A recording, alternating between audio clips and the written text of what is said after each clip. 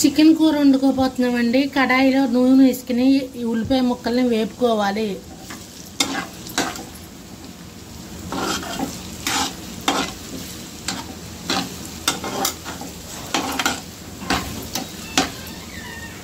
బాగా 5 నిమిషాలు వేపుకోవాలి. కొంచెం ఉప్పు వేసుకుంటే తొందరగా ఉడుకుతుందండి, ఉల్లిపాయలు తొందరగా మగ్గుతాయి.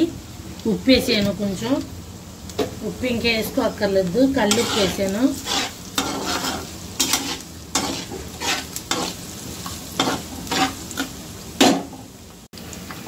ఉల్లిపాయలు వేగిపోయాయండి, చికెన్ వేసేస్తున్నాం.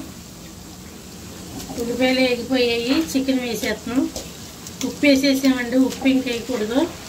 కారం వేసుకోండి, పసుపుని.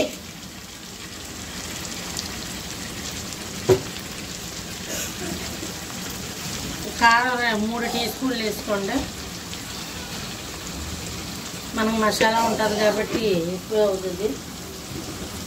పసుపు ఒక 1/2 టీ స్పూన్ వేసుకోండి. వేసుకుని బాగా తిప్పుకుని ఒక గ్లాసు నీళ్ళు వేసి ఉడకబెట్టుకోవాలి.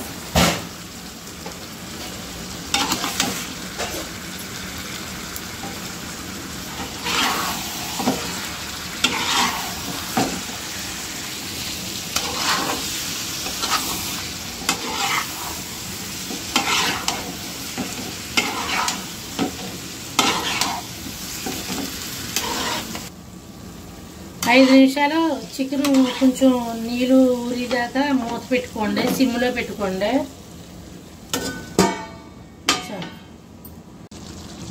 అల్లం వెల్లుల్లిపాయ పేస్ట్ వేయాలండి, నేను చూపించటం మర్చిపోయాను. జీలకర్ర, అల్లం, ఎల్లుల్లిపాయలు మిక్సీలో నూరుకుని ఒక చిన్న గ్లాసు నీళ్ళు వేసి ఉడకబెట్టానండి. నేను మర్చిపోయాను చెప్పటం. ఉడకబెట్టాక ఇలా గ్రేవీ రెడీ అయిపోయింది. ఇంకా సర్వ్ చేయటమే. చూడండి గ్రేవీ ఎలా వచ్చేసింది, ఇలా వచ్చేసినాయి చూడండి.